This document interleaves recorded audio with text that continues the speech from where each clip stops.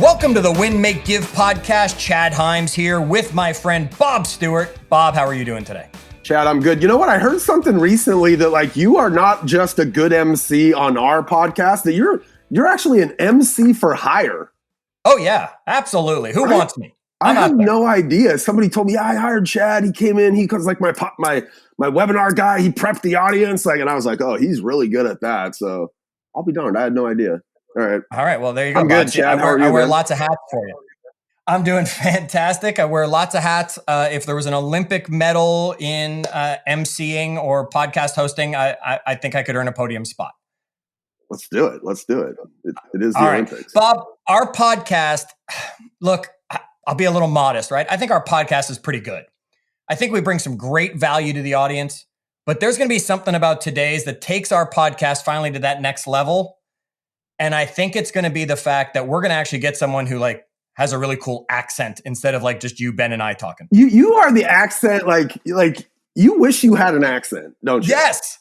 I have worked so hard not to have an accent because of coming from Toronto and my parents from New York. I don't want to be pigeonholed and sound like somebody from either of those areas. I've done my best to have no accent living everywhere, but this guy has got an accent. I want to bring our guest on. And ladies and gentlemen, I want to introduce you to Martin Moore. But Martin, as you come on to the Win, Make, Give podcast and flash that beautiful accent at us, I want you to introduce yourself however you want so our audience knows who they have joining Bob and I today. Yeah, thanks, Chad. Well, obviously, it'd be silly of me not to say g'day, mate, to start off, just to let everyone know exactly where I'm from. England? Right? Yeah, not quite. From down under. It's where the English sent the convicts many, many years ago. So I'm from good convict stock, right? Which does breed a certain level of sensible resilience and also the rebelliousness, right? Which is what we love down there. Just that we don't take any bullshit down there, right? And that's why I'm the no bullshit leader. So to introduce myself, right, I had a long corporate career in Australia. Ended up running a large energy business down there, multi-billion-dollar business. And I wasn't an expert in anything in particular, right? I started off as an IT guy. I was a software developer. So there is hope for anyone listening. And I came through and became a project manager and got into the C-suite as a chief information officer and worked my way through a bunch of different job families, right? So there was IT, of course, as a CIO, CFO in finance, senior vice president for marketing. I was the head of strategy for a small insurance company, and I went through a number of different industries as well. And what I learned was that there are some absolutely transferable common skills and capabilities that go between any context. And because I wasn't an expert, I had to learn how to get the most out of people. And learning how to lead was the thing that propped my career up for at least the last 15 years. So having done all of that and realizing how important it was to learn to lead better, and also being frustrated by all the fluffy, aspirational virtue signaling stuff that's out there about leadership, I decided to set up with my daughter Emma, who's based in Australia, Your CEO Mentor, which focuses on no bullshit leadership, the name of our podcast, the name of our book. So that's, in a nutshell, that's where I come from. I love it. But just no bullshit leadership. That sounds like something that we love talking about over here, Martin, and I love the accent, and I can see Bob's thinking already. He's already listen, I don't even know what Chad's questions are. Sometimes I do, sometimes I don't. Do you mind if I just take well, here's what I hear, Martin, as I hear kind of the arc of your career. I hear that, first off, you said I didn't have a particular skill necessarily, right? Like you led although your background was in technology or software. Yeah. So in the CIO role, you probably knew a little bit more of what your people were doing tactically. But like when you moved over to the marketing role, I'm going to assume you had people on your team that were better marketers than you were. So like, I guess my first question would be, in some of these different arenas, how did you lead people where you didn't necessarily maybe know as much about the job as they individually did? Oh, that's a great question to start, Bob, because let's face it, anyone who gets up to a CEO level, they're only going to have come through one or two particular streams in the business. Right. They're going to have to get across a whole lot of stuff that they have no real experience in. This is why you need to have a really good general understanding of every area. And I do credit my MBA with giving me that really general fly over the top of every discipline. But also, you've just got to have a really well-developed bullshit detector. You've got to be really good reading people. You've got to be really good to ask the right questions. And you've got to understand what they're telling you and to know whether they're on the right track or not. And so that's underpinned by some pretty sensible foundational stuff like really strong commercial skills, great negotiation skills, communication skills, high levels of EQ. Those sorts of things underpin the stuff that gives you a great bullshit detector and the ability to relate to people to get the most out of them. And that's really what it's all about. Are those skills, let's take the EQ portion of it, because we talk about emotional intelligence around here quite a bit.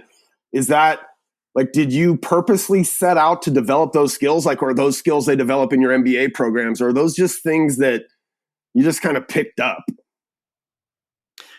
I think EQ's developed over time by doing difficult things, by paying attention to what you're doing and developing your self-awareness and particularly your ability to reflect on what you do and why you do it. And so I think the application of that over a long period of time is what gives you a high EQ. Now, anyone can develop that. I'm a great believer in that. Anyone can develop their EQ. Anyone can develop their AQ, which is their level of resilience, their adversity quotient. They say that your IQ is actually set at birth. I'm not sure that that's true. That's the conventional wisdom. But for me, those are the three legs of the stool that are going to prop your career up in business and life. The IQ, EQ, and AQ. And I find AQ, adversity quotient. Yeah. Adversity quotient. I'm loving this one. Yeah. I've never heard that. Like, yeah, I think it was mid-90s. Do share, Martin. Go deeper on that, Martin. It hasn't had the level of academic interest and rigor that the other two have had. But I think it was Paul Stoltz that came out in the mid-90s with a book on adversity quotient. It's really just how to measure resilience, because everyone gets setbacks and disappointments and they face obstacles. It's how well you deal with those, how you bounce back from them, and what you do with them that determines how successful you're going to be. So I just like the combination of resilience, people skills, and smarts. And that's basically all it is. Can you ferret that out of somebody? Is there a number is there a test they take? Like, how do I know? Like, let's say I'm trying to bring somebody to my organization. I want people that have a high AQ. Like, how do I get to that? How do I understand that? There are tests for it. I don't know that they're used widely. And certainly when I'm hiring anyone at a very senior level in an organization, I will do a battery of tests, particularly around critical thinking skills, abstract reasoning, which talks about how well they handle complexity, their personality, to know exactly what drives and motivates them and where they sit on that. And also, interestingly, their EQ, which can be tested very accurately. So how do you manage, use, understand, and deploy your emotions? Wow, I had no idea. Chad, I feel like we need to go find an AQ expert. Not that Martin's not, by the way. Not that you're not, Martin. I don't know if you are. No, I'm absolutely not. But Bob, he's the no bullshit leadership expert. Okay. I just love conceptually what that says, right? And conceptually, the fact that the AQ is a really important part of anyone's ability to be successful. And you see this particularly in entrepreneurs, right? So how can you bounce back from the many, many disappointments and setbacks that you have when you're trying to build a major business? Well, if you haven't got that resilience, you're not going to do it. You're going to fold. I think we have a future episode, Bob, right? Talking about AQ as we learn about it. I know we know about EQ. And folks, we have a whole series on emotional intelligence. If you haven't listened to it, go to our website, winmakegive.com, and check it out. You can find the link to the series. And then IQ, you said, they talk about coming from birth. Well, Bob probably has the same IQ he had since he was one. So we'll just move on from that. All right. So parents out there that have been listening to this podcast often, sometimes we're going to just say it because it's what we're thinking. And folks, we warned Martin in advance. We told him, feel free to say what his podcast is called No Bullshit Leadership. His book that's coming out is called No Bullshit Leadership, right? I mean, that's your thing. You're the no bullshit leadership guy. So folks, if you're going to keep listening to this podcast, understand we're not going to be giving any bullshit. We do our best. You have figured out, Martin, in all of your research, all of your time, all of your work doing this, that you have what you call the 7 leadership imperatives.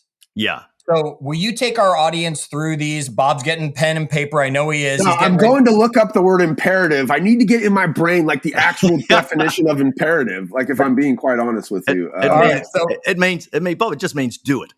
Like it implies action, which is why I designed them to be imperative statements, right? Because so much of the leadership stuff around there these days, there's nothing wrong with this. Don't get me wrong, but so much of it is about virtue signaling and about desirable leadership attributes, desirable personal attributes that we have.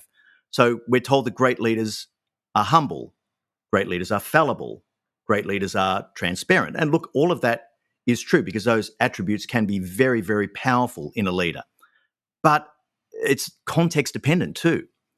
So if I'm fallible, but I'm also incompetent, guess what? I'm going to be the shittest leader on the planet. No one will follow me. No one will have confidence in me. If I show high levels of fallibility and I'm competent, that is like rocket fuel. So we hear half the story, and because it sounds like it should be true, we just automatically subscribe to that. We go, yeah, I want to be more humble. So let's say I wanted to be more humble. Where would I start? If I'm not a humble guy, where do I start with that? What do I don't know, do? help me. What steps do I take? Absolutely. What steps do I take? Where am I going to go from there? So these imperatives are basically about what I see as the essential must-do things of a leader to develop to become a great, strong leader who can get results.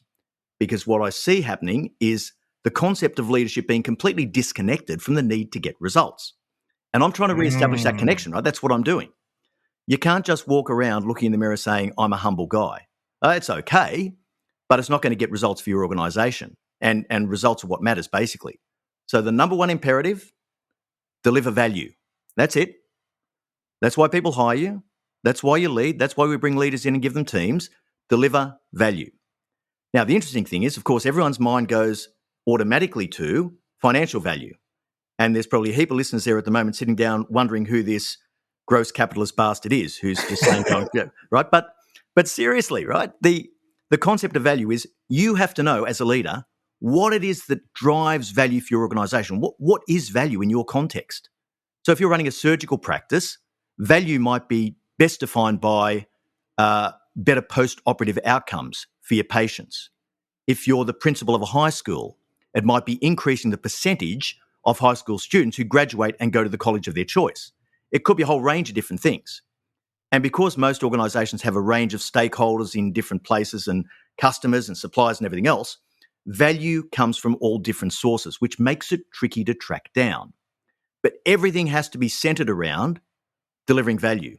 Know what it is for your industry, your markets, your organization, this point in time. You need to understand what that is. And then I feel like, sorry, Martin. That's Can I right, just Bob. real quick, the stakeholders concept, because I think like as a lot of leaders, like you even mentioned the surgical environment, you said it's the post-op, right? Which is to the patient. But like if I was a hospital, for example, my client might actually be the doctor. And so you've got this multiple stakeholder scenario where you've got your customer, and then you've also got the people you're leading. How do you find a balance in there? Or do we just know that there are multiple stakeholders and I'm needing to deliver value to both of those stakeholders? Absolutely. And you've got to prioritize that. Mate, I didn't say it was going to be easy. I just said you've got to do it. Dang it, Martin. Sorry, Bob. As I often say, if you say it fast enough, it sounds easy, right? But the concept is you've got competing categories of value. So, for example, I ran a large industrial business. Financial value was critical. I had to be able to generate shareholder wealth. But I also had to keep employees safe. I also had to make sure I followed trading rules and regulations. I also had to make sure that the people who were neighbours at our power station sites weren't being impacted adversely by our operations. So there's a whole range of stakeholders. And that's why it's hard, because you've got to work out in a ranked sense, not a priority sense, because when you talk about priorities, well, everyone's got 5 priority ones and 23 priority twos, right? But to know profoundly, this is number 1, this is number 2, this is number 3, and to make those choices about what the most important things are. Now, once you've done that, it really opens the door to conversations that say, where should I be putting my resources? Should I be putting them here or should I be putting them there? And that's really what you're trying to do, is to apply your resources to the things that create the most value. That's why it's so important. Most organizations do a shitload of stuff that just makes no difference. I think it was Peter Drucker that said, the greatest waste of organizational resources is doing excellently those things which shouldn't be done at all. Mm. Oh, I like that. Okay, so number one is deliver value. Deliver value. Yeah, right? deliver value. So that's number 1, right? So that's the center of everything. And if you look at the model I've put together, it's deliver value as the core. And around that, we've got a whole bunch of things that leaders should do to deliver value. A number of things are about the leader individually and personally. So we have handle conflict, build resilience. We're back at the AQ. Work at the right level. Don't do your people's job for them. Do your own job and demand that they step up into that vacuum that you leave instead of dipping down and rolling your sleeves up and overcompensating for them. Master ambiguity. You've got to suck up the ambiguity that's in the environment and turn that into clarity for your people. And then the final two strands, which are all about execution, make great decisions and drive accountability. Nothing improves the performance of an organization more than driving accountability. Strong single point accountability. One head to pat, one ass to kick. We know who it is and away we go. That's it. Oh, say that again. Say that again, because it was fast, so it sounds smart and easy. But say it again. In fact, I hope you're going to put subtitles on this podcast, mate. No, I'm only kidding. It's one head to pat, one ass to kick. You know what you're accountable for. Get on and do it. That's it. Okay, well, that sounds like something Ben would have said to all of us. So accountability it really comes down to this, like that crystal clear understanding of what people's job is, essentially, right? Yeah. I mean, is that one ass to kick? You said I don't got 10 asses to kick, and I got to decide which one I should kick first. Like I got one ass to kick, and in that manner, Martin, there's no ambiguity around what I need to do, right? Absolutely. And it's pretty tricky in complex organizations to have these matrix structures, but it can be done. And I think it really pulls you out of that all care, no responsibility mindset that people get into. When you've got 4 people doing something, you say, hey, how's this project going? They say, well, my bit's going well, but, Jenny's doing this and Pete's doing that, and I'm not really sure who's bringing it all together, but yeah, we're pretty good. And that's a fine way for people to work. But if you really want to get them working, then make sure that one person is accountable where you say, how's this going? Well, okay, I'm going to answer for me, Jenny, Pete, Chris, and everyone else who's on the project because I'm accountable for the whole shooting match. I've got to deliver the outcome. And when you've got that, it releases a completely different energy in the way people operate and the way they think and the way they talk and how adult they are when they come into work. It just completely changes the ballgame. Okay, so is this that, and we can dive deeper on any of those imperatives. I know Bob was scribbling notes probably to try to get all of them, and Bob just ordered the book. We're talking about accountability. So Martin, let's stick on that, because when I was doing my research on you and I was doing some reading, you say that accountability and empowerment are two sides of the same coin. Absolutely. So is that where you're talking this patting their head or kicking their ass? Is that, talk to us about this. No, the pat on the head and the kick in the ass is all the accountability side. And that's okay. But as you will have realized from my last couple of minutes of diatribe, that sounds a bit brutal, right? You're putting someone in the hot lights. You're getting the welding iron out when they're not doing their job. Like you're going at them pretty hard, right? You're demanding things from them that they will find threatening.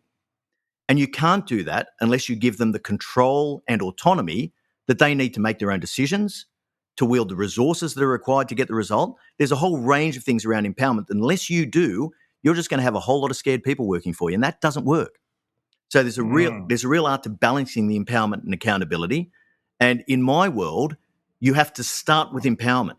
You have to start there. You can't start with accountability because you'll scare the shit out of people. They'll just be sleeping with one eye open all the time. So if you start with empowerment, here's control. Let them make some decisions that are relevant to what they're doing. Give them support. Make sure they've got the right resources. Don't send them off to do a project and give them, 5 people and $1 million when it really takes 50 people and $10 million. Give them the right resources. Make sure you're there to coach and mentor them. Protect them in cross-team skirmishes. Don't let stupid shit come from up above and wreck their work program because you're just throwing more things onto their plate. Clear the decks for them. Make sure they've got clarity of objectives. Make it really clear how what they do contributes to the overall value outcomes they're looking for. It's a whole range of things you need to do. But once people get that sense of control, the sense of being able to make their own decisions and the sense of being able to influence the outcome, they're much more likely to willingly shoulder the accountability that you want to give them to get the result. Interesting. Martin, I've never made a bad decision. So, no, seriously, how to make great decisions. I think we all kind of get up each morning like striving to do that, but like, where's the check and balance there? How do I know I'm making great decisions? Or like, as you've worked with leaders who are making decisions that are like impacting people's lives and livelihoods, and like, how do I know that I'm making great decisions? Well, I mean, the ultimate test is in when you look back and see whether it worked, right? This is what I thought was going to happen. Did that happen? Did it not happen, right? But The object of the exercise, Bob, of course, is to get ahead of that and to think proactively about what the ingredients of a really good decision are. Okay. So really good decisions are made as close to the source as possible. Pushing the decisions down through the organisation so that the people who are making them have the best expertise, the best knowledge and the best visibility of what's going on is a good start. Making sure that the decision balances short-term and long-term objectives. Making sure the decision is in the interests of all stakeholders and working out what that stakeholder balance has to be, because you are not going to please everyone, so you better just get on with it. Making sure that your decision is timely. And this is probably the biggest thing I see in large corporates in particular that is detrimental to a decision being a good decision, is they're just too slow. Everyone wants to make it perfect. Everyone's afraid of making a bad decision. And momentum in the organisation is incredibly valuable, way more valuable than sitting back and waiting for something else. And I always say a decision that's 80% right today is infinitely better than a decision that's 85% right next week, which is infinitely better than a decision that's 90% right in a month's time. And one of my experiences in corporate life was that after going through a number of crises leading an organisation, I worked out that sometimes you don't get the luxury of taking your time on a decision. Sometimes your decision-making tempo is dictated by a media pack that's out there with a camera and a microphone in your face, or a regulator who's coming in to investigate an incident, or a crisis that's occurred operationally. A pandemic? Or a pandemic. Like, we had to make some. Yeah, absolutely. We had to make some really hard decisions, like in days, right? Like that would change the trajectory of the company because of a pandemic, like of all things. But absolutely. And so at those times, you don't have the luxury of waiting and seeing and consulting with every man and his dog. You don't have that opportunity. So you've got to push ahead and make decisions. And I worked out that the decisions I made in those times of extreme crisis where I wasn't dictating the tempo, my decisions were just as good, if not better, than the ones I was making when I had the luxury of an open-ended time frame. So I thought to myself, how can I get the discipline of that crisis discipline of making decisions the way I do then, and convince myself that I should do that when I don't have an open-ended time frame? And as I got more and more practiced at that and encouraged the guys who worked for me to do that, it just became so much easier, and I could see the flow of value coming through so much faster because no one was sitting down worried about the consequences of something. They were saying, I've got a pretty good idea of what's going on here. I'm going to make a call, and if I need to adjust, I will. And the words that came out of my mouth all the time when I was CEO of this big company was, that's good enough. Those three words, that's good enough. Let's keep moving. That's good enough. It doesn't have to be perfect. It's got to be good enough. It's got to be roughly right. It doesn't have to be perfect. I'm sitting over here and I'm just enamored is the only word I can think of as I'm listening to you talk. It's the accent, Chad. Don't worry about it. You'll get over it. It's that too, probably. I'm sure that's part of it, Martin. But I mean, this information you're giving us is, Bob, give me another one of the 7 leadership imperatives that you want to dive into. Ben, our founder, he's huge on handling conflict, like immediately. Yeah. We don't let it simmer. It builds resentment. Talk a little bit about the handling of conflict and why that one is such a big deal. I guess as a part of that value chain. Right. But most people, Martin, are going to do everything they can to avoid conflict. So right. How do we overcome avoiding it? And then, like Bob's saying, how do we then handle it correctly? Yeah, it's a choice for a start, for sure. You've got to choose that you want to get better at that stuff. And as a very young leader and a young project manager, I made some terrible mistakes. I was an arrogant guy, I got to tell you. I was so tied up in my own brilliance that I couldn't see the people in my team the way I needed to. And I made some terrible mistakes, but I realized, fortunately, I had this modicum of self-awareness that let me realize that it wasn't good for the team and that ultimately that wasn't going to be good for me either. So I decided I was just going to get good at it. Now, this is like learning to ski in powder snow for anyone that's a snow skier out there. I was brought up skiing in Australia, right, where most years what we call skiing would only pass for downhill ice skating over here in North America, right? And then, of course, I find myself in Aspen, Colorado, and I'm in thigh-deep powder, baby, and I got to tell you, I can't see those puppies onto my boots, and I don't know what I'm doing. And I had an instructor who was giving me all the right cues about here's how you put your weight onto this leg and that leg, and here's where your skis track and all that sort of stuff. Didn't matter. I just had to do enough of it until it felt comfortable. That was all. Didn't matter what you told me or how much I studied it. You just got to get out there and keep doing it and keep doing it. And one day you wake up and you go, actually, that feels okay. That's not bad now. I can actually do this. And then before long, you think you're in a Warren Miller movie, just, cutting through the powder, having it, flash up in slow motion into your goggles. It's just beautiful, right? And it's exactly the same with leadership. Now, that I've taken a sort of a roundabout route on this one, Bob, but when I think about the handle conflict piece, you've got to make a decision that you're going to step willingly into conflict because it's best for the people you're doing it for. And if we take the focus off ourselves, because we're always thinking about what does this mean to me, maybe I'll be uncomfortable. I'm fearful. I'm anxious. What if this happens? What if I don't get that right? What if I don't have enough examples? We're always thinking of this stuff when we think about stepping into conflict. And if we turn our focus onto the other person and say, I'm a professional leader and I take my duty of care really seriously, what do I need to do for this person to give them the messages they need to hear to be able to improve? And I focus pretty closely on this one-on-one interaction stuff, the difficult conversations you have to have with your people, because those are relationships that matter the most to you. They're the people who are closest. They're the ones you see all the time. No one knows whether you're having those conversations or not. You can avoid them, and no one's any the wiser for it except for you. And, of course, in the long term, the results of your team are going to be pretty poor because you're not holding anyone to a standard.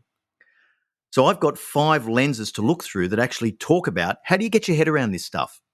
It's 90% will, it's only 10% skill. So you better get the will stuff right. And how do you actually psychologically overcome the fact that all of us want to be liked? Because it's about respect before popularity. That's it. Respect before popularity, first and foremost. That's it. Man, can I I want to ask a question kind of on I the love other. watching Bob think. It's just fun. I'm glad we don't put these out for people to watch. The other side of a bunch of these, like accountability, conflict, building resiliency, which would indicate that we're taking somebody who's maybe not resilient and making them more resilient. These are all like the problem children of our organization, right? We got to deal with the person that needs more accountability. We got to deal with the person that's there's conflict. What about the really top performers in your organization? Like, what's that balance between spending my time handling conflict and building resiliency in people that don't have it and driving accountability with kind of those superstars that are just in my world that go out and do really awesome work? And maybe I just spend so much time on these other people. Like, how do I bring those people kind of into this discussion? Yeah, Bob, let me be really clear about this. These imperatives are for you individually as a leader, right? And yes, you have to push these down through your team and teach people through your modeling. A lot of people learn through osmosis, and your modeling's got to be right on these things. But this is about, me as the leader. What am I going to do? How do I build my resilience? How do I learn to handle conflict better? And this is the practical tools that I can work on every day that lets me do that. So I was just talking about those lenses for feedback, right? How am I going to discipline myself and form the good habits that whenever I need to step into a hard conversation, I do it willingly and without hesitation?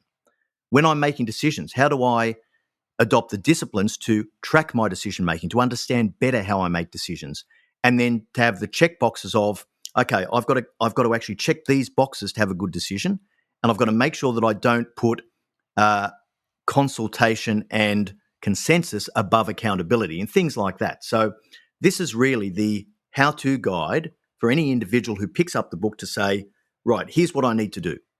And if I can master this myself, then I'm in a position that I can start teaching other people these techniques as well, because they're tools and techniques. There's, if you're in this situation, ask these questions. Think of, there's 100 questions, here's a dozen that you might want to think about and ask. If you're in the middle of a crisis, here's a way to get perspective on that. Here's some questions to ask yourself. If you're in the middle of a negotiation and it's getting heated, here's the sorts of things you have to fall back on so that you don't lose your cool and become irrational. So there's a whole range of these tools for you as a leader to actually help you develop. How long does it take somebody? By the way, I've only half answered your question, Bob. I will get to the other half in a minute, because when you become a better leader, everyone benefits. The great people, the poor performers, the ones who are choosing to play up like a 2-bob watch. Like it's something that you can apply in any situation, but every individual's different, as you said. And even the high performers need to be stretched. Like your very best people, most days are going to come in and give you 80 to 85% of what they got if you don't stretch them any further. That's what they're going to do, right? We all do that. And so knowing how far to stretch an individual and how far you can stretch them and give them that sense of satisfaction and achievement without breaking them. That's really what you're trying to do. Martin, you lost me when you said two bob watch. Oh, I'm sorry. Playing up like a two bob would be like a quarter, right? So you imagine you've gone out and you've spent a quarter on a watch. It's going to play up. It's not going to keep the time really well. So the takeaway from this whole podcast episode is learning some of the Australian expressions that Bob's figuring out here. Let me go deeper and ask you another question, because it's one of the questions that I had written down here for you as well, kind of on where I think Bob wanted to go. We just did a whole series not too long ago called the Talent Series. And folks, you can scroll back and find those 9 episodes here in season 2. You talk about how important it is to select, and even more important, to retain the right talent, which I think is one of those things Bob was wanting to learn a little bit about. So talk to us about, how do we select talent so we end up with good people instead of those problem people as much as possible? And then once you have a Bob or a piece of talent like that, how do you retain them? What are some of those leadership lessons you can share with us? Well, let's start with selection, because selecting people and bringing them into the organization is at best an imprecise science. There's a lot of art to it. I'm the sort of guy who believes that you should deploy all tools at your disposal. And I spoke a little bit before about the psychometric testing and EQ testing, interviews, reference checking. I mean, how diligent are you around all that stuff? But still, people are going to get through the gate. They're going to get through sometimes. Yep. And Bob's been fooling us for years. I affectionately say, right, I had 5 direct report roles in the company I ran in Australia before I set this business up, and of those 5 executives, I replaced them 9 times. So I went through more than one executive in each role during the course of my tenure there in 5 years. Now, the reason for that is it wasn't that they were bad people. It wasn't they weren't doing their jobs necessarily. But at that executive level, you've got to say, all right, I know that this particular part of the business is here at the moment. It's at point A. I need it to get to point B. Can this executive take us to point B, yes or no? And you've got to make some really hard decisions with some really good people to do that. So the art of leading people like that is to stretch them to find out whether or not they have the capability and capacity and desire to perform that way. And if they don't, then you've got to find someone who does, because the number one imperative for a leader is build leadership capability below you. Every layer down you go in a large organization, the capability is slightly diluted, the commitment and will and messaging is slightly diluted, and it becomes harder. So you think of a 100,000 person organization spread across 60 different countries with 80,000 people, right? That's a hard beast to get your arms around. And unless you're fanatical about selection, recruitment, retention, and talent management, you're going to really struggle with it. Who knows what you're going to get in, Cambodia on a Thursday night? Like, who knows? Okay. So you go through the selection. Now you get somebody who's talent. You get one of those direct reports to you that just knocking it out of the park. You get what's your retention systems? What are the leadership lessons we can learn to retain that person in our organization who is talent that probably could go do it on their own or in another or replace us? Sure. But we want to make sure they stay on board. So in terms of retention, I think understanding what people are driven by is really important. Dan Pink's work where he talks about the 3 things that motivate people: autonomy, mastery, and purpose. Mm-hmm. So you've got to try and give them those 3 things to the best available extent you can. And you've got to be able to show them those things and to give them the satisfaction of achievement. Now, I'm a massive believer in the fact that all human self-esteem is built through achieving difficult things. Period. No correspondence will be entered into. That's it. That's right? A good lesson right there. Yeah, yep. It's just a belief I've grown up with over the years. If you think about the last time that you felt absolutely unstoppable, bulletproof, on fire, if you think about the last time, it was probably just immediately after you'd done something really difficult that you either thought you couldn't do or that was so challenging that it scared you. And you get through to the other side of that, and that's what builds your self-esteem, and that's what gives you impact. And so my personal view about retaining people, and not everyone's going to be like this, but particularly your high performers, is to stretch them to the point where you give them the possibility of having the impact that gives them that self-satisfaction and self-esteem. You're trying to build that. Now, when people are getting that the money doesn't matter, the trials and tribulations of daily life don't matter, they'll suck up a lot of crap to get that feeling. And once they get that feeling of being on a winning team, of being able to achieve real results and being able to do that for the people that they lead, that's like rocket fuel. That is really, really driving an individual and an organization when you get people like that. You've got a bunch of other people who are, with absolutely no disrespect, they don't want to do that. They want to come in, they want to earn their paycheck, they want to go home.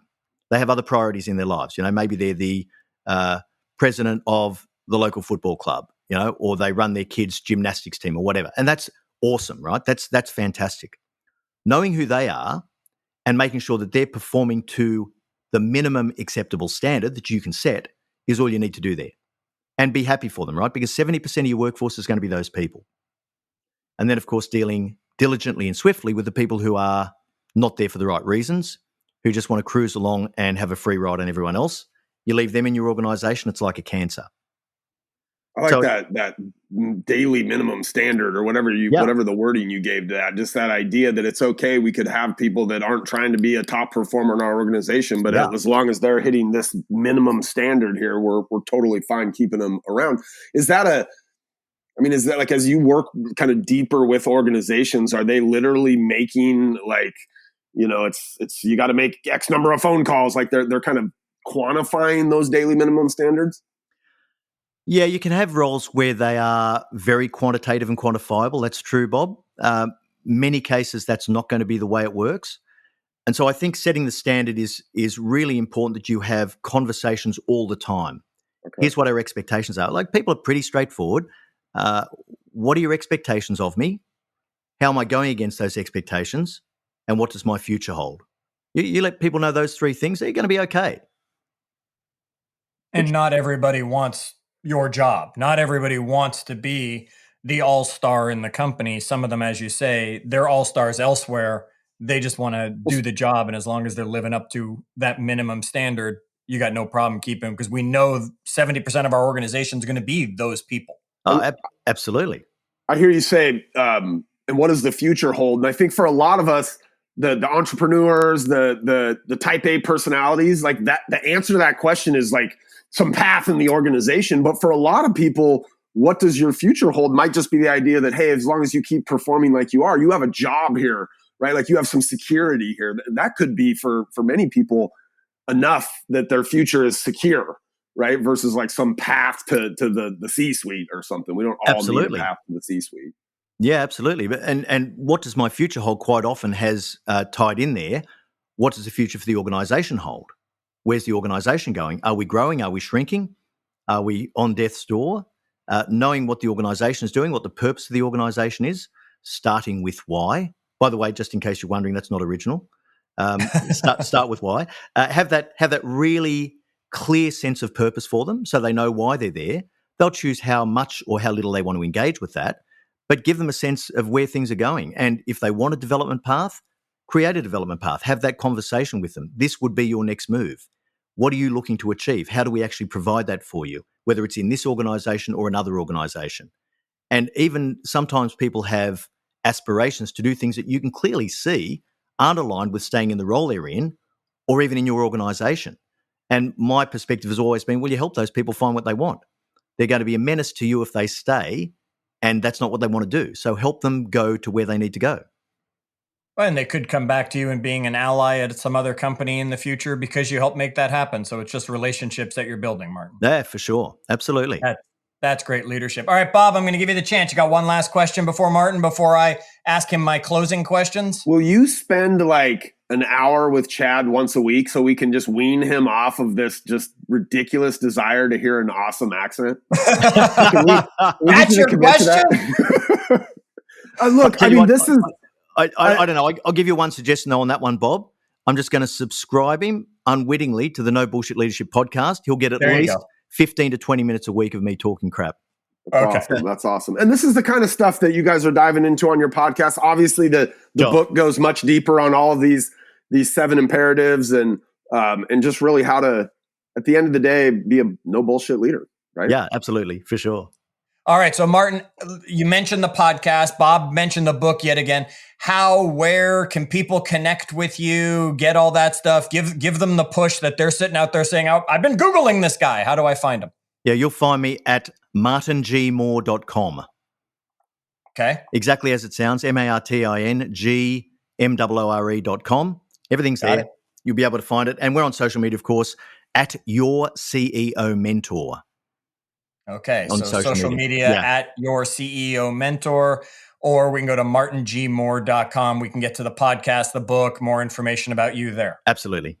Okay, here at Win, Make, Give, Season 2, we've really decided to step up to that give part of Win, Make, Give, Martin. And on behalf of you joining us today, we are going to make a donation to a charity of your choice. What charity is it that I can put down that we're going to be sending off a donation to? Yeah, I think the Dana-Farber Cancer Institute is the one I choose. They do some great work. A friend of mine last year came through a very terrible bout with breast cancer and spoke so highly of Dana-Farber and what they did for her. And I think they're doing some awesome work there. So that'd be a great charity. Well, we'd be happy to do it. We really appreciate you taking the time today to share with us about this no bullshit leadership, folks. Check it out. Check Martin out. Check the podcast out. Just for the sake of the accent. If nothing else, there's going to be value in there. On behalf of my friend Bob, on behalf of Ben, who wasn't with us today, and Martin, on behalf of our Win, Make, Give audience, we want to thank you for taking the time and sharing with us today. Thanks, Chad, and thanks, Bob. It's been a real pleasure. Thanks, guys. Appreciate it. Till our next episode, folks, remember, do good.